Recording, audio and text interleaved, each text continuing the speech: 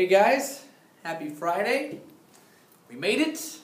I know that you thought your brains had all turned to mush over break, but actually, I have to say, out of all the classes, I'm really proud of every single one of you this week because, frankly, that first day we were a little squirrely. But since you've listened to everything we've been talking about in class, you've really been focused and dedicated to becoming those 8th graders that we know we're going to have to be in the future, and you've been handling responsibility, and most of you, if not almost all of you, are diligently working on your fire starters, and you're putting in great thesis statements. You are supporting them. You're keeping up with your organizers. You're asking me about vocabulary. You're visiting the website clearly. And I couldn't be happier. You guys are really starting to latch on. It took us a little bit longer this year than it usually takes, but hey, we're here. So let's continue to move forward and really truly make the most out of our last bunch of weeks together. We've been talking an awful lot. Today's post title is, why do we do that? And you'll start to see what I'm talking about here. I'm not going to talk too much about what you did yesterday because I know Mr. Shermer had a quality discussion with you guys, and he didn't leave me the specifics, but he assured me that you guys were on the ball. So I'm just going to talk about stuff that we talked about today.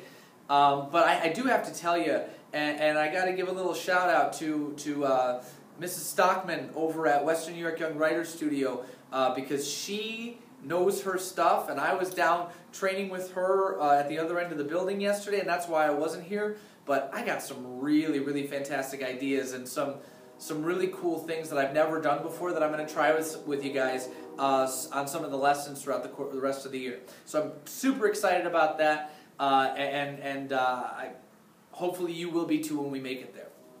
At any rate, today's post title, Why Do We Do That?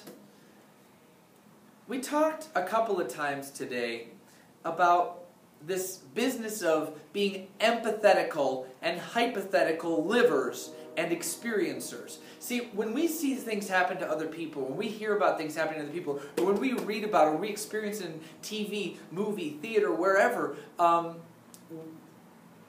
we have these experiences that we take in, and then we say, oh man, how would I react in this situation? Because frankly, as people, as human beings, we're not always so super good at doing what we know is the right thing. Especially when we're in the middle of conflict that's really tearing us up inside and doing all of these things that life is hard enough to deal with as it is, and doing the right thing and thinking about other people first and making sure we're not being selfish and making sure that we're sharing them. All of these things that we know we should be doing are really hard for us to do because it's not in human nature to do those things. We as humans have collectively decided that as part of how we are interacting as social beings, we're going to be different from animals. We're not going to react on impulses. We're not just going to think about ourselves. We're going to care about the collective us of people. That's what makes our brains so developed and what sets us apart from 99.9% of the animal kingdom is this ability to be able to think in that particular way. And so when conflict comes about, for some reason, we just forget all about all that stuff and we do the wrong thing almost constantly. I'm going to read you 2 specific spots that we paid attention to and had some lengthy discussions about during class today. So, this business that happens the day after Jeffrey was diagnosed, where Stephen starts blaming himself, and then Mom starts blaming herself, and then Stephen starts yelling, and Dad's blaming himself, and everybody's all over the place, and finally Mom says, Stephen, this isn't about you. How do you think your brother feels right now? Slap back to reality, right? We tend to be very selfish in our focus, especially when bad things happen.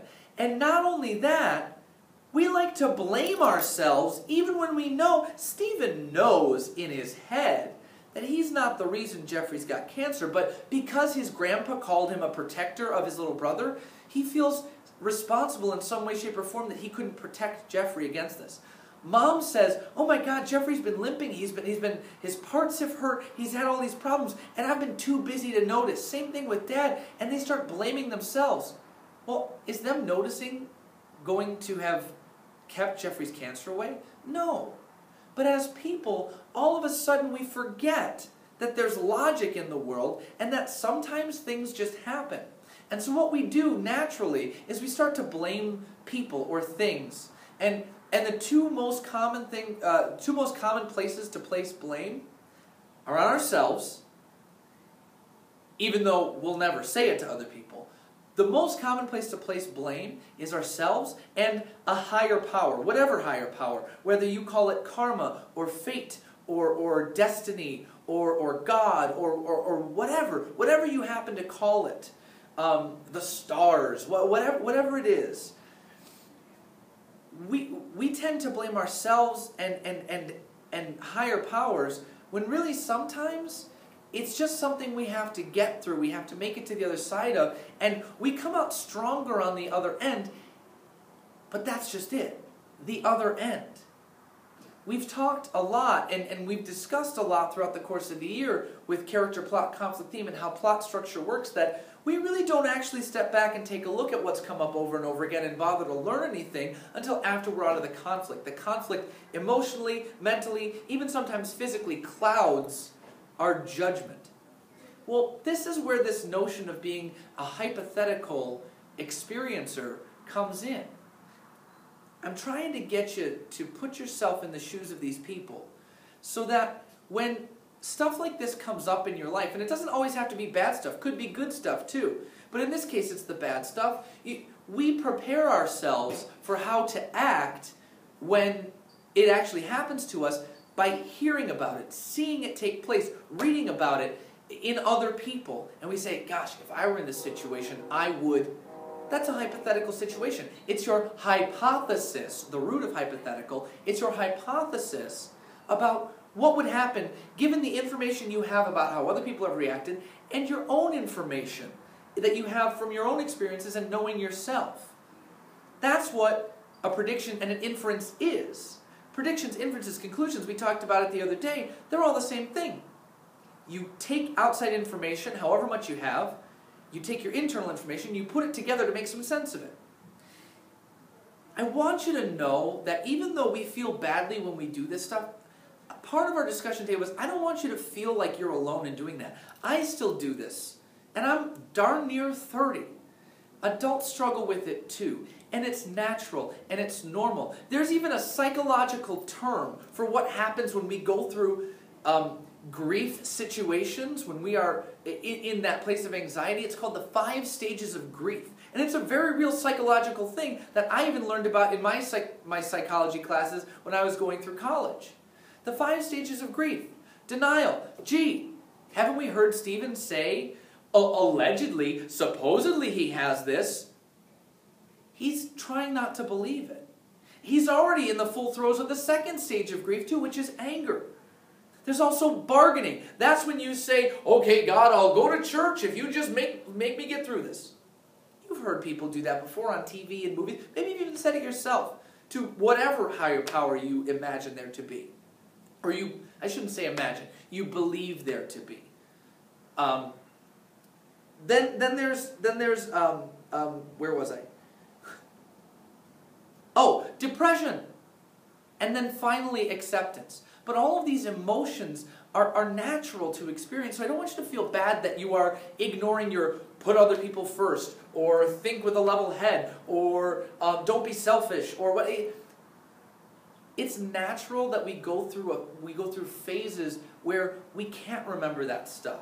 And you don't need to feel terribly about yourself for doing it. It's just something that we need to get past and get over and learn from. The last thing I want to talk about is this stupid, again, thing that Stephen does. And I say, why do we do that? Because I do it. I did it.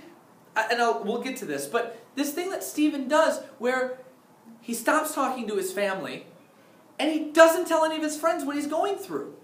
He keeps it all inside, and he pretends everything's fine. Hello? Stupid? Who are the two groups of people who not only are there to help you, but want to help you when you're going through these times of crisis? Your family and your friends. And yet we want to pretend like everything's okay, and we all do this. I exploded in my house about a month and a half ago because I had spent about 3 months being really frustrated with some situations in my life and some circumstances that I was dealing with that I didn't think was fair, and all this stuff that I was dealing with, and stress and just anger, and I let it pile up inside me, and it exploded in my house. Not at my wife, but in front of my wife. And she said, "What is wrong with you?" Tara was like, "What is wrong with you?" And I said, and I unloaded about all this stuff that I had been building up to the point where it unhealthily tore me apart for those 3 months, and then it exploded in another unhealthy display. And when I told her all that, so she's like, "Why didn't you say something?" And really, I stepped back and I thought about it, and my answer was, because I'm stupid. All of these people are here to help you. You have supports and you have resources, and we create that as people for ourselves and for each other so that we can deal with these really hard and complex emotional, psychological, and even sometimes physical ailments that really mess with who we truly feel we are as people. And so, again, don't feel like you're alone in having this stuff happen to you or these feelings coming out in you. Really, what we do as people is we set up environments and we put ourselves in situations where when the bad stuff does happen, because we all know that the bad stuff happens, we have a network of support that can help us get through it. And then we are blessed later in life when we're doing fine and other people need our support, and we get to do the same thing for other people. Keep that in mind, because this hypothetical and empathetical living that we're doing and exploring that we're doing through this book might just come in handy someday for you. Guys, I am thrilled with the conversations we're having. I'm thrilled with the work you're doing. Have a marvelous, marvelous weekend. Be safe. Go Clippers. I will see you on Monday.